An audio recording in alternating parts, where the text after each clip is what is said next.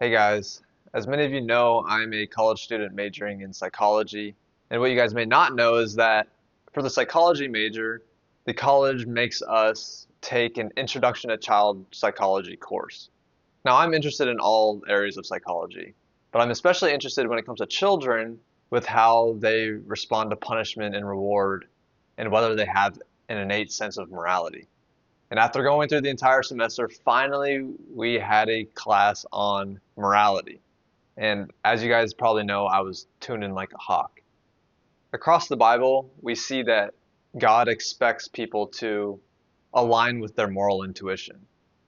The Bible seems to suggest that people have an innate morality and a moral sense, and God expects us to act on this moral sense unless He commanded otherwise. I've linked an article on this in case you're more interested in how the Bible views natural law and morality. But an example of kind of the view is that the Talmud says that had God never given the Torah, we would learn not to steal from the little ant who doesn't steal grain from the other ants. And we would learn forbidden relations from the doves because they are committed in their relationship. And so, had God never given the Torah, essentially we would learn all of these positive moral virtues from the animals. But of course, you can argue, well, why wouldn't we learn violence from the lion? And why wouldn't we learn how to steal from the raccoon? It's because essentially we have this innate morality, and we would essentially learn what aligns with our innate morality from the other animals. But so here's why I was so interested in this child morality lecture. Just so we're on the same page, the Noahide laws were laws that God commanded to the first man, Adam, and He expected all of mankind to uphold these 7 Noahide laws, which I'll enumerate just briefly. These 7 Noahide laws are prohibitions against idolatry, blasphemy, murder, theft, forbidden relations, eating the limb from a living animal, and an obligation to establish courts of justice or to uphold justice. Then once God wiped all of humanity off the earth except for Noah, He then recommanded them to Noah. And then when He gave the Torah to Moses at Mount Sinai in front of the entire Jewish nation, He also recommanded them at Mount Sinai, which then makes them eternally binding for all humanity. But many have suggested that the Noahide laws align with natural law. They're like natural morality. God merely commanded them so that we could receive reward if we follow the Noahide laws. And then, of course, punishment if you don't. But God's punishment is always rehabilitative, so that you can go back on the proper path. But here's why I was so interested in this child morality lecture. First, I wanted to see if children have an innate morality before anybody tells them anything. And then second, I wanted to see if this innate morality, if it exists, whether it corresponds to the Noahide laws. Now, before we jump in, just want to say that I'm going to put all of the experiments and science literature that I suggest in this video in the video description in case you're interested to learn more. But do children have an innate morality? From the lecture, I think the answer is an obvious yes. At 6 months old, we can discern that infants prefer helpers over hinderers. And psychologists call this like a preference for prosocial behavior. But even more astounding for the Noahide laws is that children seem to have an innate sense of justice and fairness.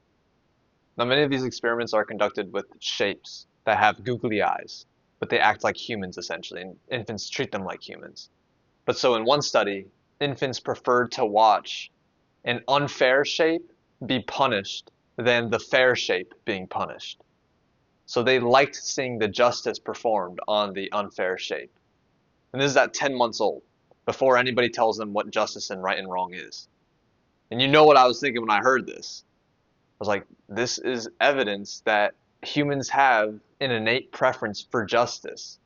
We have something built into us that seeks to uphold justice, and this corresponds to the Noahide law.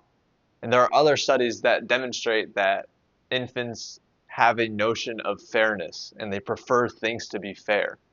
And so from this, justice and fairness, I think we can expand to other areas of the Noahide code. So in the helper-hinderer study, there was a circle that was trying to go up a hill, but it just couldn't make it. And then a rectangle comes along and pushes it up the hill, and so the rectangle is the helper. But then in another scene, the circle is trying to go up the hill, can't go up the hill, and it's trying. Maybe it might go up the hill, and then a triangle comes along and pushes it down the hill so that it just can't go down the hill. The triangle is the hinderer. And so then when they're presented with whether they want the rectangle or the triangle, in one study, 100% of the infants preferred the rectangle, which was the helper. But think about the Noahide prohibition of murder now. The Noahide prohibition of murder is essentially stopping one from trying to live by ending their life. And to invoke the fairness principle, an innocent person has done nothing to deserve that their life be ended. So I think if infants understood these concepts like murder, life, I don't think there's any doubt that infants would consider murder to be wrong. And interestingly, we see across all human societies that murder is wrong. And so I think that we can safely say that humans have an innate moral intuition that murder is wrong. So that's two Noahide laws. Also, it seems like infants have an early understanding of property ownership. They understand mine versus yours, and they don't like it when you take what is mine. Again, combined with the principle of fairness, I think infants have a rudimentary understanding of the Noahide prohibition of theft. And again, interestingly, we see this prohibition of theft across all cultures. This property ownership thing seems to exist innately in humans, and we all scorn theft. So that's 3. Now moving on to animal cruelty. Remember how that helper-hinderer study used shapes like circle, triangle, rectangle with googly eyes? If these infants show pro-social preferences for these shapes who don't show any emotion, how much more so would we expect infants to show sympathy for beings who do show emotion, especially beings who exhibit pain behavior? We know from studies that infants show concern for humans who are distressed, but this likely also extends to animals. And so I think this innate sympathy that we have for beings who are in pain extends to animals, which then covers the Noahide prohibition against eating the limb from a living animal, which is animal cruelty, which would cause unnecessary pain and suffering to an animal. And so now we have 4 Noahide laws that I think are part of our innate moral intuition and framework. To develop the other 3, idolatry, blasphemy, and forbidden relations, we'll have to do a little bit more intellectualizing, but I still think that there's evidence that these are all natural law. Interestingly, the Noahide laws of courts, murder, and theft are usually labeled as laws between man and man. The law against animal cruelty is kind of in its own category. Usually it's more about inhibiting our impulses. But then the other 3 laws, idolatry, blasphemy, and forbidden relations, are usually labeled as laws between man and God. And so I think for this reason, we see less universality of these last 3 laws across cultures, because these 3 laws aren't directly man, we need to have these laws or else we're going to die, just from an obvious standpoint. Don't get it twisted though, idolatry, blasphemy, and forbidden relations are necessary for a stable, functioning society. So evidence suggests that children are intuitive theists. First, children treat objects and nature as existing for a purpose. And all children are prone to view natural things to have been intentionally created, even though they know that it wasn't created by a human. For example, when asked why rocks are pointy, 7 and 8-year-olds prefer the response so that animals won't sit on them over the more natural explanation that, oh, just bits of material accumulated over time and caused the pointiness of the rock. And even when the researchers told them that the adults prefer the latter explanation, the children still prefer the explanation that the rocks are pointy so that animals don't sit on them. And interestingly, as children grow up, they prefer original design over how it's currently used. So, for example, something that was originally made to squeeze lemons, but it's used by humans to pick up snails, the children say that the thing is for squeezing lemons, not for picking up snails. Also, what is crucial is that children assume that God is all-knowing. For example, children were shown a cracker box, and they were asked what they thought was inside. Of course, they say crackers. And then they were asked to peek what's inside, and inside were pebbles, and they were surprised. Why are there pebbles in the cracker box? And then they're asked, what do you think your mom who's in the other room will think what's in the box? And children who are less than 4 years old will say, oh, my mom thinks that there's pebbles in the box. But then when they're 4 and 5, they'll say, oh, my mom's going to think that there's crackers in the box. But at all ages tested, they said that God would know that there are pebbles in the box. So even when they're 4 and 5 years old, when they know that their parents don't know what's in the box, they believe that God knows everything. And this is across very different cultures. So hopefully you can see the connection to idolatry here. Children seem to have an innate God concept of a single non-human designer behind all of nature who is all-knowing and distinct from humans. And this is pretty spot on with the Noahide prohibition of idolatry. A statue, a human, a force of nature, or an animal are not what children naturally conceive to be the source of the world, of natural design. So children already have this intuition that there's a being who isn't a human, isn't a statue, isn't an animal, isn't nature, that created everything, and substituting those four things in for this non-human being who created everything goes against our innate concept of what God must be. It's a violation of what the child already knows to be true. And further on this concept, we talked about child attachment. All children form an attachment to their caregiver. After all, these children are essentially helpless without their caregivers. They would die. They depend on their caregivers for survival.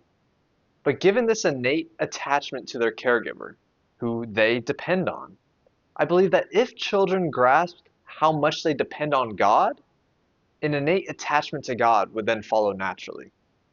And just how a child doesn't attach themselves to somebody who doesn't care about them, to somebody who doesn't actually provide them with their needs, it would then be natural not to attach to any other being besides God, because God is the only being responsible for our care, ultimately. So again, the Noahide prohibition of idolatry then naturally follows. And the prohibition of blasphemy comes immediately after. Just how a child would never wish that their parents die. In fact, for many children, this is their number one fear. It was for me. In a similar way, it's natural that we wouldn't want God to die, God forbid. Blasphemy is saying to God that you wish that he would die, God forbid. So again, blasphemy naturally follows. And before we move on to another point about blasphemy, concerning idolatry, the attachment establishes loyalty to God. And then the intuitive theism establishes what we naturally conceive God to be. But back to blasphemy, children have an innate sensitivity to giving and receiving. Children respond positively to those who help and negatively to those who harm. And by 3 years old, children show motivations of reciprocity. They are more pro-social toward those who are pro-social to them, or to those who may be pro-social to them in the future. And so the asymmetrical relationship between the child and the parent, where the parent gives way more to the child than the child gives to the parent, forms something like an obligation on the child to honor and respect their parent. And interestingly, across all cultures, we see that honoring parents is an ideal. And so by extension, honoring God comes as a natural extension of what is already present in our innate moral cognition.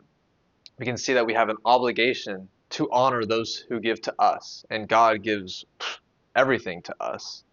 And so this would then prohibit blasphemy, which is dishonoring, disrespecting God. Now I feel pretty solid about these 6 Noahide laws being part of our innate moral intuition. The sexual prohibitions are a little bit more difficult because, well, for one, we didn't discuss anything sexual related in our child psychology class. And also, number 2, children aren't really thinking about that stuff. And so I had to do my own extensive research on this. But I still think that we can apply the same principles that we've been going over to these forbidden relations. So under the Noahide prohibition of forbidden relations, there are 6 main forbidden sexual relations. The first is incest, specifically between mother and child and siblings from the same mother. So in researching, I found a phenomenon known as the Westermarck effect. It's named after Edvard Westermarck. It's with a W, but I'm pretty sure his name is probably German, so Westermarck. But it essentially states that close physical proximity in early childhood suppresses later sexual attraction. So if somebody grows up with another family member in close proximity in the same house, in their early years of life, they won't be very sexually attracted to each other in the future. And so this seems to suggest that we have an innate incest avoidance system. And who are we closest to in early childhood? Well, for many of us, it's our mothers. And the siblings that we grow up with early on are most likely also from our mother. And so then this prohibition also seems to be ingrained within all of us. Another forbidden relationship under this Noahide law is adultery. Now, first, I think in this context, I think we can extend the theft prohibition to adultery. When many people get married, they normally designate themselves to each other monogamously. At least that's what we see right now. In adultery, one takes what belongs to others, essentially. And we've already established that children have an innate sense of property and exclusive claims. So perhaps the same moral faculty that fires when somebody takes what is mine also fires when someone takes my wife. And this could also probably apply to the forbidden relationship of taking the wife of your father, which is also attached to honoring your parents. But adultery is more than just theft. It's also a commitment violation.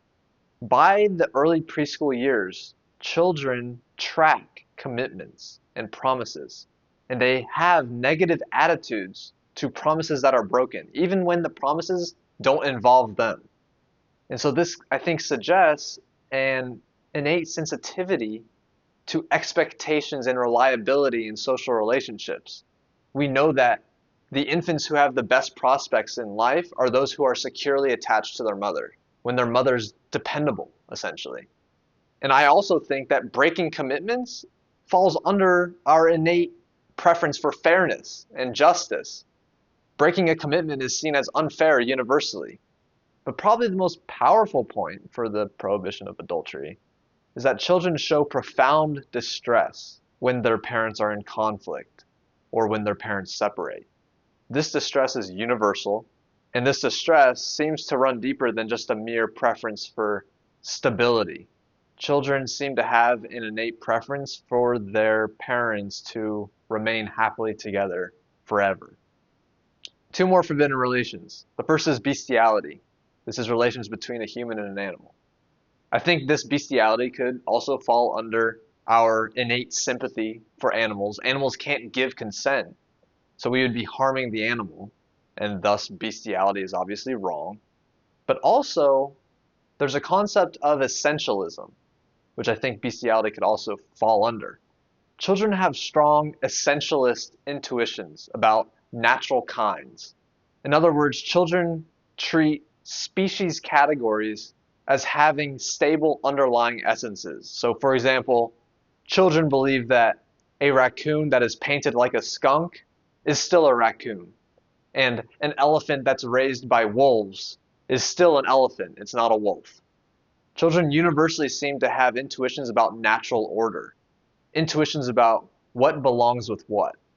Thus, something that would cross these species boundaries, like bestiality, we can presume is innately distasteful. And finally, the last main prohibition under the Noahide prohibition of forbidden relations is homosexual relations. Now, we've already discussed that children assign purpose to everything, whether it is a tool made by humans, like a hammer is for hammering, or nature, a rock is pointy so that animals don't sit on it. Everything exists for a reason. Rocks exist for a reason, lions exist for a reason. The child's mind innately reaches for function and purpose. Now apply this to the human body and reproductive biology. Eyes are for seeing, legs are for walking, the reproductive system is for reproducing. This is a surface level inference that any child would make, if they knew what reproduction is, of course. And we just established that children are essentialists. Children also distinguish males and females as having different essences while still recognizing that they're part of the same species, they're humans. So now we can put these two intuitions together. The reproduction system has a perceived purpose for reproducing, and that purpose necessarily involves both sexes. Male and female have distinct essential natures, and those natures are bound up with that purpose of reproducing. A same-sex relation doesn't line up with what a child's mind would perceive the reproductive system to be for. And yes, sex is more than just pleasure.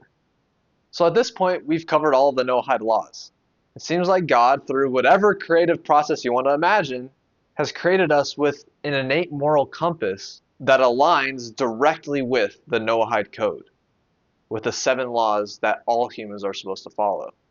And so after thinking about these connections, I've formed some others, and maybe they're less good, but I still think you guys may appreciate them. But perhaps we all start with this Noahide innate morality. But then culture comes in and distorts this innate morality by using other principles within that innate morality. So for example, euthanasia. We all know murder is wrong, but then culture comes in and tells us, oh, but it's kind, it's pro-social to put somebody out of their misery. Or we know that there's a creator behind everything, and we innately think that this creator is a benevolent designer. He creates things for us. But then, of course, culture comes along and tells us that a man is also this creator. Or we start to understand suffering and we don't like it. And then culture offers us a narrative like, well, either God is evil, or maybe he just doesn't care about us, or maybe he just doesn't exist. Each of these explanations are distortions of our innate concept of the theistic God who cares about us. But see how it takes deliberate instruction and mental exercise to override our moral intuitions. And this may be how the Jewish forefathers, Abraham, Isaac, and Jacob, were able to keep all of the laws of the Torah without even having been given the Torah, because they basically just refined their moral intuitions. And then I thought, well, a lot of adults seem to think that children are the happiest. Oh, it would be so nice to be a kid again. And maybe it's because their morality is innate. They haven't yet eaten from the tree of the knowledge of good and evil. They recognize good and bad intuitively, and they don't think much of it.